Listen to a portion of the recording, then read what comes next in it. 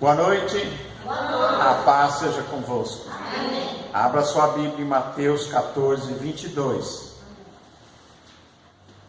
Está escrito assim: E logo ordenou Jesus que os seus discípulos entrassem no barco e fossem adiante para outra banda, enquanto despedia a multidão.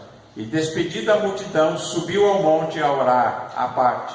Chegada já a tarde, estava ali só, e o barco estava no meio do mar, açoitado pelas ondas, porque o vento era contrário.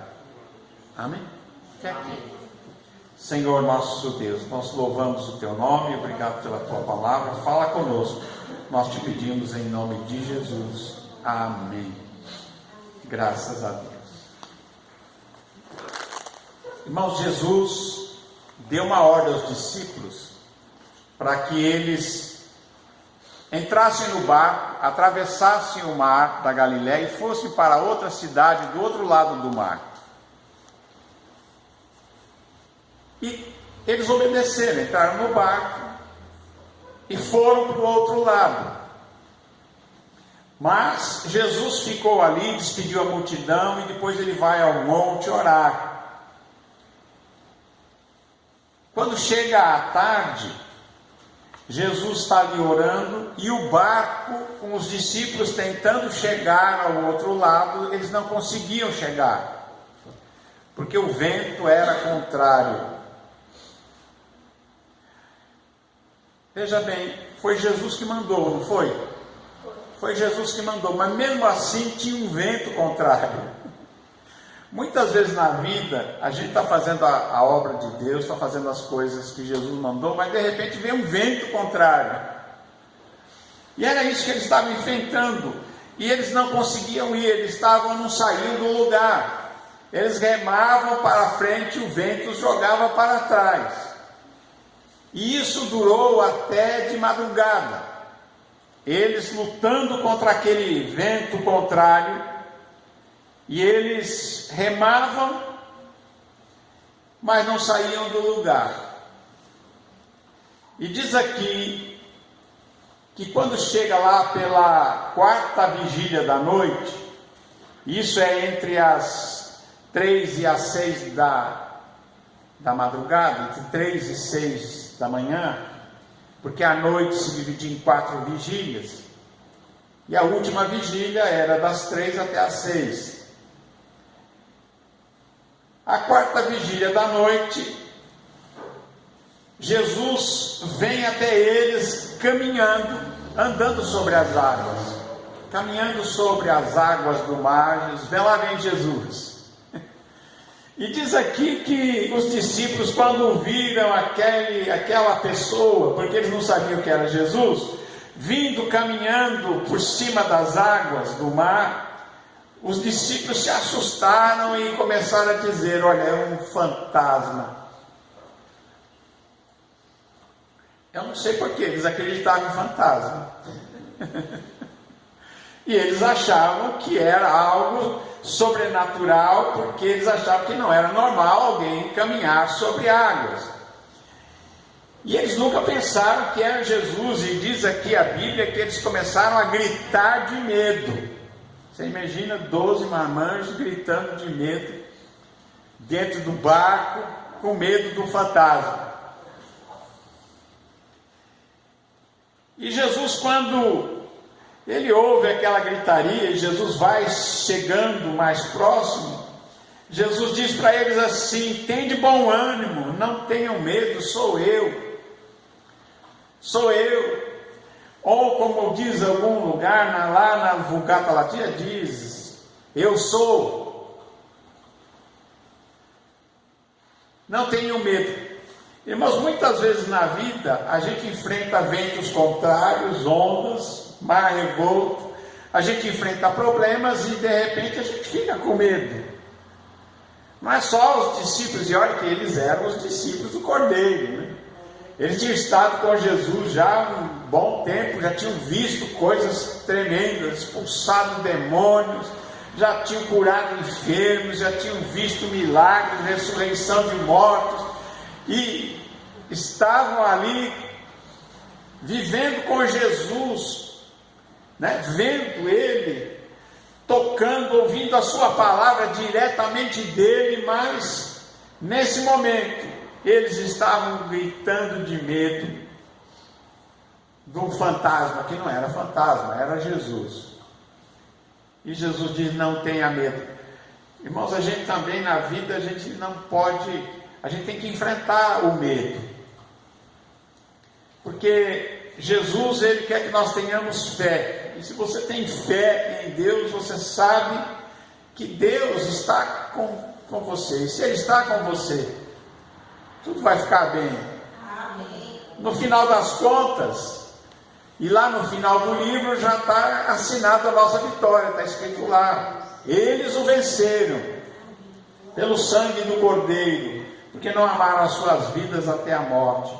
Então, no final aqui da Bíblia já está escrito a nossa vitória, já está decretada a nossa vitória. E se muitas vezes a gente passa por dificuldades, é porque não chegou o fim ainda. Ainda não chegou no fim da coisa. Amém? E ele diz: se anime e não tenha medo, sou eu. E na vida a gente tem que ter coragem.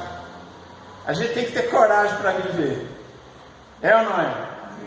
A gente não pode desabar com os problemas. Então, os discípulos estavam aqui quase desabando, estavam quase tendo um colapso nervoso com medo de um fantasma. E muitos dos problemas que a gente enfrenta são fantasmas. São coisas que, depois que chega o momento, você vai ver: poxa, não precisava nem ter sofrido tanto. Não precisava nem ter ficado com tanto medo. Não é verdade? Depois que passa, a gente olha para trás e diz assim: graças a Deus, né? Graças a Deus, Jesus estava comigo. Louvado seja Deus. E Pedro, que era o mais atirado deles, disse: Senhor, se és tu mesmo. Eu acho que ainda estava com um pouco de dúvida. Senhor, se é o Senhor mesmo, então manda que eu vá ter contigo por cima das águas. E Jesus diz uma palavra para ele, dá uma palavra a ele, diz: vem, vem. E eu fico pensando aqui, muita gente fala que o Pedro afundou na água, né? Porque depois, né? Mas eu vejo aqui a ousadia de Pedro, de ao receber, quando Jesus disse: sou eu, não tenho medo. E ele disse: é o Senhor, me manda eu ir encontrar contigo, andando sobre as águas também. E Jesus dá a ele uma palavra só. Jesus só fala: vem. E você já parou para pensar que eles estavam num alto mar? Eles estavam ali no meio do mar da Galileia, ali é muito fundo, e mar revolto, vento contrário. E o Pedro pula do barco em cima da água. É um ato de fé, não é? É um ato de fé de Pedro, a ousadia de Pedro. Eu me admiro do Pedro, dessa ousadia, dessa fé que ele teve, de mesmo contrário à natureza, vamos dizer assim, ele pula do barco em cima da água. E ele começa a andar sobre as águas, e Jesus estava lá, parou onde estava, e Pedro vai encontrar Jesus também andando sobre as águas. E ele faz isso não pelo seu próprio poder, mas ele faz isso pelo poder da palavra que Jesus tinha dado a ele. Jesus disse: vem. E sobre esta palavra, vem, esta palavra de Jesus, Pedro, cheio de ousadia e fé, ele obedece essa palavra e ele consegue andar sobre as águas. Ele vai encontrar Jesus andando sobre as águas. Alguém pode dizer: mas como é que é isso? Bom, Jesus era o Filho de Deus, ele era o próprio Deus, ele tem poder e domínio sobre todas as coisas, ele tem poder sobre a lei da gravidade, a densidade dos fluidos, tensão superficial, tudo aquilo que a física diz que é possível ou que é impossível, para Deus todas as coisas são possíveis. Mas quando Pedro vai fazer isso, Pedro era um ser humano como eu, como você. Mas a gente vê que quando ele recebe essa palavra de Jesus, era só uma palavra: vem. Ele creu nessa palavra com fé, com ousadia, e ele salta do barco e ele anda sobre as águas. E ele vai encontrar com Jesus. E ele poderia ter encontrado com Jesus, conversado com Jesus e voltado para o barco andando sobre as águas, se ele permanecesse na fé. Mas diz aqui que Pedro, de repente, ele começa a olhar o vento, ele começa a ver as ondas, ele olha para a água, e ele começa, o Pedro que veio pela fé, agora começa a usar a razão, e ele diz assim: não, mas isso não é possível, não é? Andar em cima das águas não é normal. E quando ele começa a agir dessa forma, ele tem medo de afundar, e quando ele tem medo, ele afunda. Ele começa a afundar, conforme o medo vai entrando e a fé vai evaporando, na mesma medida ele começa a afundar. Ele não afunda de vez, mas ele começa a ir para a afundar. Tanto não foi de uma vez que dá tempo dele dizer: Jesus, estou afundando, me salva. E ele estava já perto de Jesus, e Jesus estende a mão e segurou, e fala para ele assim: homem de pouca fé, por que duvidaste? Porque se ele não duvida, ele não afundava. Então significa que a gente só perde a bênção se a gente perder a fé. Mas se nós permanecermos firmes na fé, nós banimos da nossa vida todo temor, e nós jogarmos fora a incredulidade, e nós realmente mantivermos a fé, nós também podemos realizar grandes coisas, como Pedro fez aqui, andou sobre as águas, como Jesus fez. Amém? E tem outra coisa: quando ele segura na mão de Jesus, acontece uma coisa interessante. Ele começa a andar novamente sobre as águas, tanto que ele volta para as águas andando junto com Jesus para o barco, né? Jesus estendeu a mão, segurou e disse: homem de pouca fé, por que duvidaste? E quando subiram no barco, acalmou o vento. E então aproximaram-se os que estavam no barco, adorando, dizendo: és verdadeiramente o Filho de Deus. Amém? És verdadeiramente o Filho de Deus. Graças a Deus, eles reconhecendo. Interessante que os outros 11 não se arriscaram a pular do barco. Eles ficaram lá olhando o que ia acontecer, não é? Mas Pedro, por ter tido essa ousadia e esta fé, ele teve essa experiência. Está certo que ele, porque temeu, afundou, mas ele andou sobre as águas. Ele andou sobre as águas, ele foi encontrar com Jesus.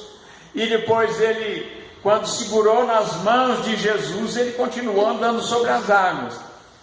E o que a gente precisa é segurar na mão de Deus. Segure na mão de Jesus, segure na mão de Deus, e Ele te sustentará, Ele vai te segurar. Amém?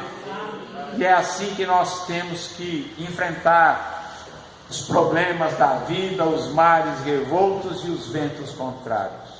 É segurar na mão de Deus e dizer: Jesus, me salva, Jesus, me ajuda. Amém? Graças a Deus. Lá no livro de João, capítulo 6, do 15 e 21, diz uma coisa interessante: que logo que Jesus e o Pedro, eles entraram no barco, logo que Jesus entrou no barco deles, e olha que eles estavam remando a noite toda, logo que ele entrou no barco, eles chegaram onde eles queriam. Eles estavam no meio do mar, mas de repente, a hora que Jesus entrou no barco, está escrito assim: e logo chegaram na outra margem. Também é um milagre que muita gente não nota. Muita gente só vê que teve vento, que ele andou sobre as águas, que ele é o Filho de Deus. Sim, Jesus é o Filho de Deus, mas Jesus faz aí um outro milagre, de fazer com que eles chegassem quase que imediatamente ao outro lado. Quando Jesus entra no barco, logo em seguida, eles chegam do outro lado. A viagem se completa, porque com Jesus no barco as coisas vão bem, amém? Sempre Jesus tem que estar no nosso barco, amém? A gente não pode navegar nessa vida sozinho, não. A gente precisa de Jesus no nosso barco, as coisas ficam mais fáceis.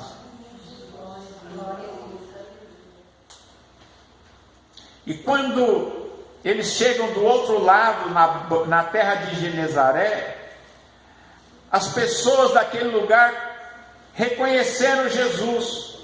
E os homens da cidade de Genezaré fazem uma coisa que os cristãos deviam fazer. Os homens daquela cidade, as pessoas daquela cidade, eles saem por todas as terras ao redor, as vilas, eles saem procurar todos que os necessitados, os doentes, os enfermos, os endemoniados, aqueles que estavam doentes, e eles trazem aos pés de Jesus. Olha só que obra de evangelismo. E nem cristãos eles eram. Sabia que esses homens não eram cristãos? Mas quando eles sabem que Jesus chega na cidade deles, eles vão buscar as pessoas e levam até perto de Jesus, e começam a pedir para Jesus, pelo menos que eles possam tocar na orla do seu vestido, porque eles já tinham visto que alguém tinha sido curado tocando os vestidos de Jesus, e Jesus permite que eles toquem na orla da sua túnica, do seu vestido, e todos que tocaram a túnica de Jesus, a barra da túnica dele, são curados imediatamente, instantaneamente.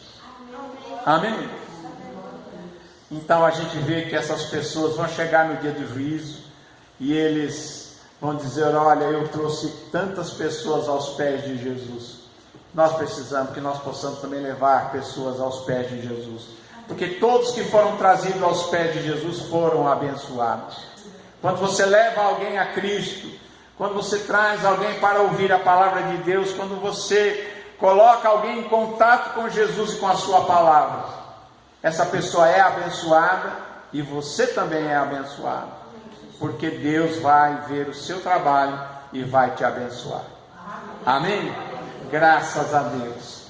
Que a gente possa saber que nós cremos em Jesus, que Ele é o Filho de Deus, que Ele é o próprio Deus, e que Ele tem poder para salvar, para curar, para libertar e para trazer uma bênção poderosa na nossa vida. E Ele nos dá poder para nós enfrentarmos dificuldades, problemas e ventos contrários. Amém? Graças a Deus. E também não quer dizer que, olha só, eles estavam fazendo o que Jesus mandou, não quer dizer que eles não iam ter problemas. Jesus mandou eles atravessarem o mar, mas o vento era contrário. Amém? Isso significa que muita gente diz assim: se alguma coisa difícil está acontecendo, por que isso está acontecendo comigo? Não é assim a pergunta?